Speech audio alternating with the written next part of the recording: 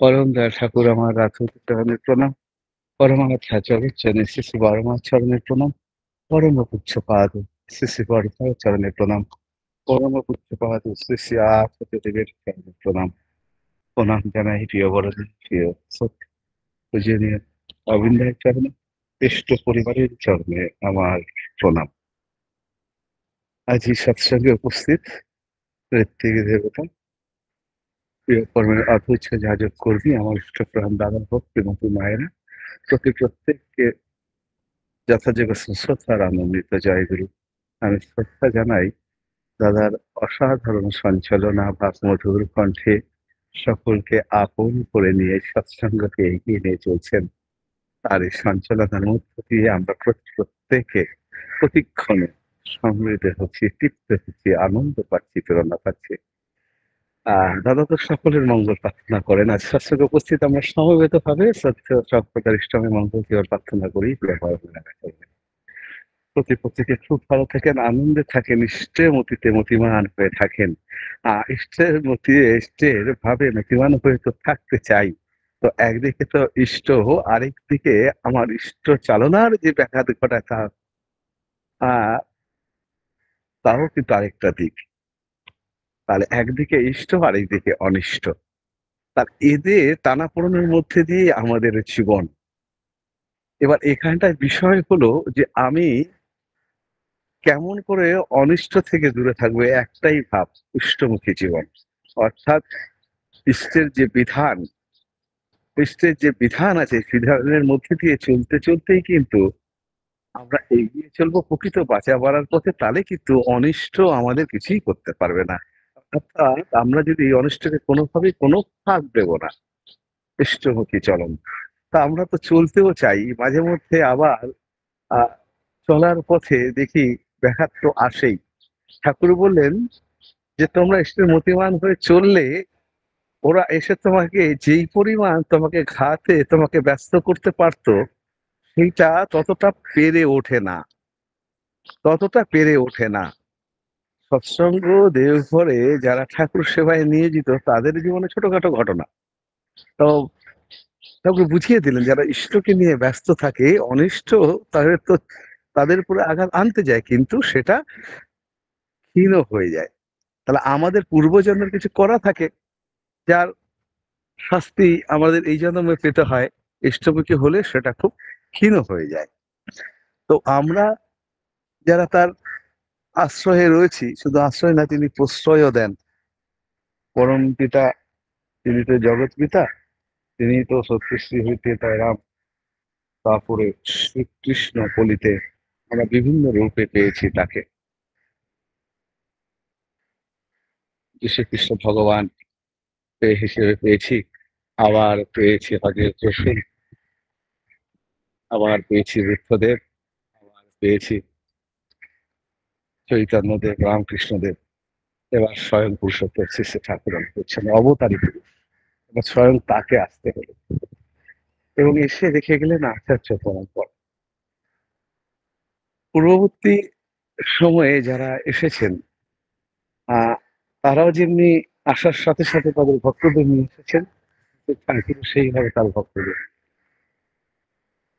তো তার ভক্তরা আসেন, সেই যে তার জন্ম থেকে যে সবাই তার সঙ্গে যুক্ত হয় না তা কিন্তু না। তাদের অনিষ্ট জীবনে ভরপুর থাকে। তো এরকম একাধিক ঘটনা রয়েছে। আমরা যদি একবার দেখি যে রামচন্দ্রের জীবনে, তিনি তো পুরুষোত্তম, ত্রেতা যুগে এসেছিলেন যুগ অবতার হিসেবে। তো তিনি তো এলেন, কিন্তু তার জীবনও কিন্তু ব্যাধিব্যস্ত করে তুলেছিল সহজ সরল জীবনকে। তার লীলাই তো যেমন, এটাই ঈশ্বরের লীলা যে মানব রূপে যারা জন্মগ্রহণ করবেন তাদের ঘাত প্রতিঘাত তো থাকবেই, কিন্তু সেই চলার পথ যদি সেই ইষ্টে বিধান অনুযায়ী হয়, সেই পথে যত বাধাই আসুক তা কিন্তু অতিক্রম করা যায়। তা তিনি তো যুগে যুগে আসেন, তাহলে আমি কাকে ধরব? তার মতো তাকেই ধরতে হবে, যুগ অবতারকে ধরতে হবে, তিনি যুগের যুগ উপযোগী হয়ে আসেন। দাপর যুগে এলেন শ্রীকৃষ্ণ। দেখুন কত কঠিন পরিস্থিতির মধ্য দিয়ে পাণ্ডবদের জীবন। তো এই কঠিন পরিস্থিতির মধ্যে দিয়ে যে যার জীবন হলেও ইষ্টেতে মতিমান হয়েছিলেন। কুরুক্ষেত্রের যুদ্ধের প্রাক্কালে আমরা দেখেছি যে একদিকে লক্ষাধিক নারায়ণীর সেনা, আরেকদিকে যুগ পুরুষোত্তম শ্রীকৃষ্ণ। দুর্যোধন লক্ষাধিক অস্ত্র শস্ত্র সজ্জিত নারায়ণের সেনা নিলেন, কিন্তু অর্জুন গ্রহণ করলেন পুরুষোত্তম শ্রীকৃষ্ণকে, যুগ পুরুষোত্তমকে। এবং যুগ পুরুষোত্তম জানিয়ে দিলেন এই যুদ্ধে তিনি অস্ত্র ধরবেন না, তিনি হলেন অর্জুনের রথের সারথি, অর্থাৎ ওই যুদ্ধের জীবন রথের সারথি হলেন শ্রীকৃষ্ণ। আমাদের চলার পথে জীবন রথের সারথি আমার পুরুষোত্তম শ্রী ঠাকুর অনুকূলচন্দ্র, আমার আচার্য পরম্পরা। তিনি সেই যুগে যুগ পুরুষোত্তম শ্রীকৃষ্ণ হলেন অর্জুনের রথের সারথি। সে যুদ্ধ যখন চলছে, একাধিক ঘটনার মধ্যে দেখুন, কর্ণের সঙ্গে যখন মহারথী কর্ণের সঙ্গে যুদ্ধ হচ্ছে অর্জুনের, সেই মুহূর্তে অর্জুন বাণ ছুটছেন মহারথী কর্ণকে, কর্ণ রথ কেঁপে উঠছে, রথে লেগে সে বাণ। এইদিকে মহারথী কর্ণ যখন সেই বাণ ছুটছেন অর্জুনের রথে রেখে লেগে, সেই রথ কয়েক হাত কাঁপতে কাঁপতে পেছনে চলে যাচ্ছে। এই এমন একটি মুহূর্তে পুরুষোত্তম শ্রীকৃষ্ণ ওই কর্ণকে বাহবা দিচ্ছেন, বাহ কর্ণ বাহ। অর্জুন ভাবছেন আমার শত্রুপক্ষে কি এমন বাহবা দিচ্ছেন। আবার পরবর্তী সময়ে অর্জুন বাণ ছুড়েছেন, আবার কর্ণের রথ কেঁপে উঠল, আবার মহারথী কর্ণ বাণ ছুলেন, অর্জুনের রথ কয়েক হাত পেছনে চলে গেল কাঁপতে কাঁপতে মহাশক্তি বাণ। আবার বাহবা দিচ্ছেন অর্জুন। ওই মুহূর্তে অর্জুনের মধ্যে একটুখানি ভাবের তারতম্য ঘটল। তিনি ভাবছেন যিনি আমার সঙ্গে রয়েছেন আমার সারথি হিসেবে, তো তিনি আমার শত্রুপক্ষে বাহবা দিচ্ছেন। তো তার মধ্যে এই যে একটু ভাবের তারতম্য ঘটল, অর্থাৎ তিনি যেই ভাবের মধ্যে দিয়েছিলেন তার মধ্যে কিন্তু একটু দ্বিধা মনোভাব চলে এলো। তিনি কিন্তু সেই মুহূর্তে কিছুই বুঝতে পারলেন। তিনি তো পুরুষোত্তম, তার লীলা বোঝা দায়। তো সন্ধে যখন ওই যুদ্ধ শেষ হয়, যখন রথ নিয়ে গন্তব্যে পৌঁছানো হলো, শ্রীকৃষ্ণ অর্জুনকে রথ থেকে নামতে বললেন এবং অর্জুন রথে বসে আছেন। অর্জুন রথ থেকে নামার মুহূর্তে তিনি একটি পা ওই রথের উপরে রেখে অন্যদের নির্দেশ দিলেন ঘোড়াগুলোকে দূর স্থানে সরিয়ে নিয়ে যেতে। ঘোড়াগুলোকে যথাস্থানে সরিয়ে নেওয়া হলো। রথের ওপরে যে মহাবীরের যে ধ্বজা, তা নামিয়ে নেওয়া হলো নির্দিষ্ট দূরত্বে। সকলকে সরে যেতে বললেন। পুরুষোত্তম শ্রীকৃষ্ণ রথ থেকে পাটি নামিয়ে নিলেন, সঙ্গে সঙ্গে দাউ দাউ করে রথটি জ্বলে উঠল। তার মধ্যে যে দম্ভ অর্জুনের মধ্যে যা সব ওই মুহূর্তে বিলীন হয়ে গেল। তখন তিনি ভাবলেন শ্রীকৃষ্ণ এই রথে ছিলেন বলেই আমি সুরক্ষিত ছিলাম। ওই তেজস্বী বাণও কিন্তু তাকে কিছু করতে পারল না। তাই পুরুষোত্তমকে নিয়ে চললে ঝাঁকুনি আমাদের খেতে হবে, কিন্তু ঝাঁকুনি খেয়ে যে আমরা বিধ্বস্ত হব তা কিন্তু নয়। সেটা যত ক্ষতি করতে পারত, সেই ক্ষতিটা আমাকে করতে পারবে না। সেটা হালকা ক্ষীণ হয়ে কোনোভাবে হয়তো আমাকে ওই মুহূর্তের জন্য একটু ঝাঁকি মারতে পারে বা আমাকে সাধারণ ব্যাধিগ্রস্ত করে তুলতে পারে, কিন্তু মূলত যেটা যে শক্তি নিয়ে সেটা আসে সেটা কিন্তু আমাদের সেই ক্ষতি করতে পারে না, যদি আমরা ইষ্টে মতিমান হয়ে থাকি। তাই ঠাকুর সেটাই জানিয়ে দিলেন, সর্বক্ষণ তোমরা ইষ্টে মতিমান হয়ে থাকবে, দেখবে কোনো কিছুই তোমাদের টলাতে পারবে না। ছোট হেমদা, দেবী প্রসাদ মুখোপাধ্যায়ের বাবা হেমদা, হেমচন্দ্র মুখোপাধ্যায়, যার জীবনের একটি ঘটনা। তিনি কয়েকদিন থেকেই একটু বুকে ব্যথা অনুভব করছেন। আজ রাতে তার এই ব্যথা এমন পর্যায়ে পৌঁছেছে যে কোনোভাবেই তিনি কাত হয়ে শুতে পারছেন না। সেই রাতের খাওয়া দাওয়া বন্ধ, তার ভালো লাগছে না, অনেক রাতও হয়ে গেছে।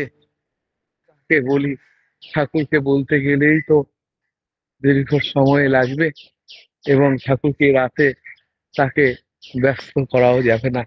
তার এই যে ভাবনা, তিনি ওই রাতে বুকে হাত দিয়ে সারাক্ষণ বসে নাম করছেন। নাম করতে করতে যখন ভোরের আলো, তিনি ওই যথাসময়ে স্থিতি করে তিনি ছুটেছেন ঠাকুর বাংলোর দিকে। সেই ঠাকুর বাংলায় প্রবেশ, অমনি শেষে ঠাকুর বাংলায় গেটে উপস্থিত। আরে হেমদা, আমি তো সারা রাত আপনার কথাই ভাবছিলাম, আপনি এসেছেন, আপনি আমারে 100টা টাকা দেবার পারেন, দেখেন না, দেখেন না। এই যে ঠাকুরের এক বালক সুলভ ভাব নিয়ে তার কাছে এই যে আবেদন, হেমদা বলছেন তার বুকে হাত দিয়ে তিনি নিবেদন করতে গেছেন তার বুকের বেদনার কথা। তখন হেমদা বলছেন, আজকে ঠাকুর আপনি আশীর্বাদ করলে হয়, আমি পারি। ওই হেমদা বুকের হাত নিয়ে এখান থেকে ঠাকুর প্রণাম করে, ওই যে হাত দুটো ঠাকুর প্রণাম করলেন, বুকের হাতটা কপালে এলো, এবং ঠাকুর প্রণাম করে যখন ওই হাত দুটো জড়ো করে করে লোকের দাঁড়ে দাঁড়ে, একটু পরে ভোর হয়েছে, দোকানপাট খুলবে, তাতে যত ভক্তরা আসবে ওই অঞ্চলে ধারে ধারে গিয়ে, এবং দোকানে দোকানে ভক্তদের পরিচিত অপরিচিত সকলের কাছে গিয়ে ঠাকুরের জন্য অল্প সংখ্যক করছেন। আমার ঠাকুর চেয়েছেন কিছু দেবেন, এই বলে সারাদিন 100 টাকা, তখনকার দিনে 100 টাকা মানে বিশাল ব্যাপার। সকলে দিচ্ছে তো ওই 10 পয়সা, 4 আনা, 8 আনা, খুব বেশি বড় হলে 8 আনা। 1 টাকা তো তখনকার দিনে ভাবাই যায় না, 1 টাকায় অনেক কিছু হয়ে যায়। যাই হোক, ওই রকম করতে করতে তার ওই দু হাতে ওই কয়েন গুলো সব ভর্তি হয়ে আছে। তো ওই অবস্থায় ঠিক সন্ধ্যের আগের মুহূর্তে ঠাকুরের কাছে ফিরেছেন, ঠাকুর কত হয়েছে জানি না, এই তো এই পেয়েছি, দেন দেন দেন। শেষে ঠাকুর হাতে নিলেন, কপালে ঠেকিয়ে পাশে রাখলেন। একেবারে বলছেন, বেলা হয়েছে, না খাওয়া করতে লাগে, ঘরে যান, এবার না খাওয়া করে দেন। তার মানে এই যে তিনি তার ওই বুকের বেদনা, তিনি ওই মুহূর্তে তাকে দিয়ে ইষ্টকর্মের, ইষ্টের মতিতে মতিমান করে তুললেন, আর সেই ইষ্টকর্মের মধ্যে দিয়ে তাহার ওই বেদনা বিলীন হয়ে গেল। তো ইষ্টকর্মের মধ্যে থাকলে বড় কোনো বিপদ কিন্তু আমাদের টলাতে পারে না। তা ইষ্টকর্মের মধ্যে দিয়ে তাকে ব্যস্ত করে রাখলে ইষ্টমুখী জীবন, যে জীবনের মধ্য দিয়ে মহাজীবনের সঙ্গে আমাদের সম্পর্ক গজায়। তো যাই হোক, তো সেই হেমদা দীর্ঘদিন সুস্থ ছিলেন, ওইভাবে দীর্ঘদিন সুস্থ। তা কিছুদিন পরে আশ্রমের কাছাকাছি থাকতেন শুদ্ধ হেমদা। একদিন খবর চলে এলো সকালে যে ঠাকুর হেমদা নেই। ঠাকুর হেমদা তো নেই। ঠাকুর বলছেন, হেমদা নেই মানে? না ঠাকুর, তার অর্থ শরীর ঠান্ডা, ঘর থেকে তাকে বাইরে করে দেওয়া আছে। এমন অবস্থায় ঠাকুর কি করব? ঠাকুর বলছেন, হেমদা আমার না কইয়া যাইতেই পারে না। তার মানে আমার ঠাকুরকে না বলে হেমদা যে মানে এই পৃথিবী ছেড়ে যে চলে যাবেন, এটা অসম্ভব ঠাকুর বিশ্বাস করতে পারছেন। হেমদা আমাকে না বলে যেতে পারে। তো তখন পাশেই বসেছিলেন শ্রী বড়, আশ্রমের কাছাকাছি থাকতেন তো, আশ্রমের তো ঠাকুর বাংলার কাছাকাছি থাকতেন, আশ্রম এরিয়ার মধ্যে থাকতেন। তখন শ্রী বড়মাকে বলছেন, ও বড়, ওরা কয় কি, তুমি পারো না একবার হেমদাকে ডেকে আনতে? দেখুন কি লীলা তার। তো শ্রী ঠাকুর বড় মাকে বলতে বড় মা উঠে ওই ঠাকুর প্রণাম করেই বড় মা বেরিয়ে পড়ছেন। ঠাকুরের সান্নিধ্যে একাধিক ভক্ত উঠেছিলেন, প্রায় ঠাকুরকে একা রাখার মতো, একজন দুজন ভক্ত আর সকলে এই দৃশ্যকে উপভোগ করার জন্য সকলে ছুটেছে। শ্রী বর্মার পেছন পেছন যাচ্ছেন, গিয়ে দেখছেন ওই হেমদা আহ, ওই বডিটি দেহ তাকে বাইরে করে ঢাকা দেওয়া রয়েছে, মুখটি বার করা। শ্রী বর্মার কাছে যেতে বলছেন, ও হেমদা, ও হেমদা, আপনাকে যে ঠাকুর ডাকছে। তাকে মানে সকলে অবাক দৃষ্টিতে বর্মার দিকে দেখছেন, যে এই পৃথিবীতে নেই যার অর্থ শরীরে ঠান্ডা হয়ে গেছে, কোনো সারা শব্দ নেই, আর কয়েক ঘন্টা দেখি তাকে নিয়ে যাওয়া হবে শ্মশানে, এমন পরিস্থিতি। তো সেই পরিস্থিতিতে বড়মার ওই যে ডাক, ও হেমদা, ঠাকুর যে আপনার ডাকছে। হেমদা হাত নড়ে উঠল, হেমদা চোখ খুলল, অবাক দৃষ্টিতে সকল ভক্ত দেখছেন, এ কি, কি দৃশ্য আমরা দেখছি। হেমদা উঠে বসলেন এবং বড়মা এগিয়ে চললেন।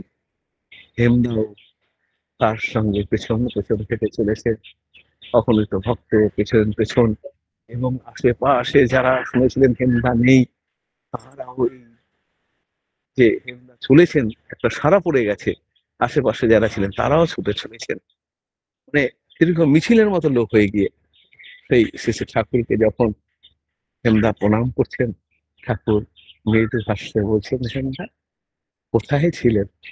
বলছেন, ঠাকুর এখানেও আপনি, সেখানেও আপনি, আজ এই আশ্রমে যে সকল ভক্ত অতীতে ছিলেন আজ যারা নেই, তারা তো সেখানেই আছে, সেখানেও আপনি, আপনাকে ঘিরে তারা সকলে বসে আছে সুন্দর সুবাসে, সুন্দর মনোরম পরিবেশে, সেখানে আপনি একটু আলোচনা করছেন, সকলে শুনছেন, এখানেও আপনি, ওখানেও আপনি। ঠাকুর শুধু হাসলে, সকল ভক্তরা বলতেছিলেন, আমরা যারা তার চরণে আশ্রয় রয়েছি, এই জীবনেও তার, এই জীবন ছেড়ে যখন চলে যাব আরেক জীবনে, সেই জীবনেও কিন্তু আমরা তারই চরণে আশ্রয় পাবো। তাহলে যুগে যুগে তিনি আসেন, যুগে পুরুষোত্তম হয়ে আসেন, তাকে ধরতে হবে।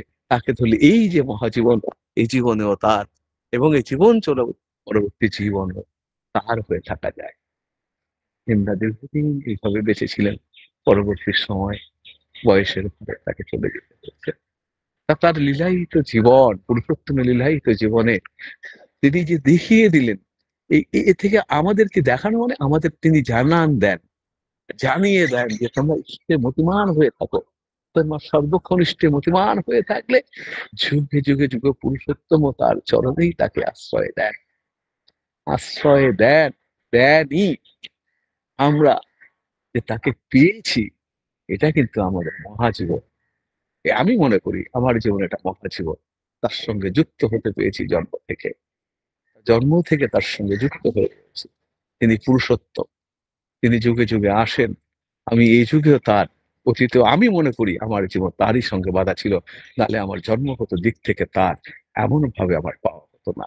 বাবা ঠাকুরের সঙ্গ করা মানুষ, শ্রী বর্দার সঙ্গ করেছেন, আমিও শ্রী দাদাকে বর্দাকে দেখেছি, শ্রী দাদার কাছাকাছি যাওয়ার সুযোগও পেয়েছি, এবং অনেক কথা শোনার সুযোগ পেয়েছি, এবং বর্তমান আচার্যদের কুচি নেওয়া বিদ্যার এই যে সঙ্গ করার মধ্য দিয়ে যে ইষ্টে প্রতি তাকে কেমন করে ভালোবাসতে হয়, শ্রী বর্দা কেমন ভাবে শিখিয়েছেন, দেখুন শ্রী বর্দা আমার প্রধান আচার্যদের, পরবর্তী সময় শ্রী দাদা বর্তমান আচার্যদের কত সুন্দর ভাবে শিখেছেন ঠাকুরকে কেমন করে ভালোবাসতে হয়। তিনি যা বলতেন বিনা ওজরে বিনা আপত্তিতে পরম আনন্দে সেই ব্রত পালন করতেন। শ্রী বর্দা একটি ওই ধুতি হাঁটুর কাছাকাছি পরা একটি গেঞ্জি পরে শ্রী ঠাকুর প্রণাম করছে এসছেন, বাকাদিক ভক্তের সামনে বলছেন, এত সুন্দর করে বলছেন ঠাকুর, বাহ, বড় খোকাকে তো খুব ভালো লাগে এই গেঞ্জি বা ধুতি পরে, এই যে যে বলেছেন যে বড় খোকাকে খুব সুন্দর দেখায় এই ধুতি পরে। ঠাকুর সুন্দর দেখেছেন, সে বড়দা দেখুন কি অনুভব, সে ঠাকুর আমাকে এতে সুন্দর দেখেছেন, তিনি আমার জীবনে কোনোদিন ফতুয়া পড়েননি, এই গেঞ্জি ধুতি পরেই ভালোবাসার মধ্য দিয়ে কাটিয়ে দিলেন। এই মুহূর্তে আমি অন ডিউটি, সৎসঙ্গ মাঝপথে শুনতে শুনতে এসে ডিউটিতে প্রবেশ করেছি। 8:30টায় আবার জাহাজে উঠে যেতে হবে, একটু টাইমের মধ্যে আমিও সীমাবদ্ধ, এই কর্মের মধ্যে দিয়ে আছি। পরম পিতার আশীর্বাদে তিনি রেখেছেন, আমি একটি প্রতিরক্ষা মন্ত্রক বিভাগের মধ্যে রয়েছি। শর্মিষ্ঠা মা বলেছেন আমি মাকে না করতে পারি না।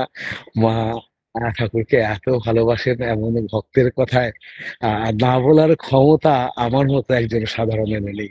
যাই হোক, আ আমি এখানে ইষ্ট প্রসঙ্গ করে সমৃদ্ধ হলাম, তৃপ্ত হলাম, আনন্দ পেলাম। আপনাদের মতো ভক্ত সঙ্গ পাওয়া এটাই আমার আনন্দের। ভক্তের সঙ্গের মধ্য দিয়ে ভগবানকে ভালোবাসার প্রেরণা পাওয়া যায়। এই প্রেরণাই মাথায় নিয়ে আমি যেন এগিয়ে চলতে পারি। আপনারা পরম পিতার কাছে প্রার্থনা জানাবেন। প্রত্যেক ইষ্টের মতিমান হয়ে তাকে ভালোবেসে তার পথে এগিয়ে চলুন। এ প্রার্থনা জানাই প্রিয় পরমের রাঙা চরণে। বন্দে কৃষ্ণ।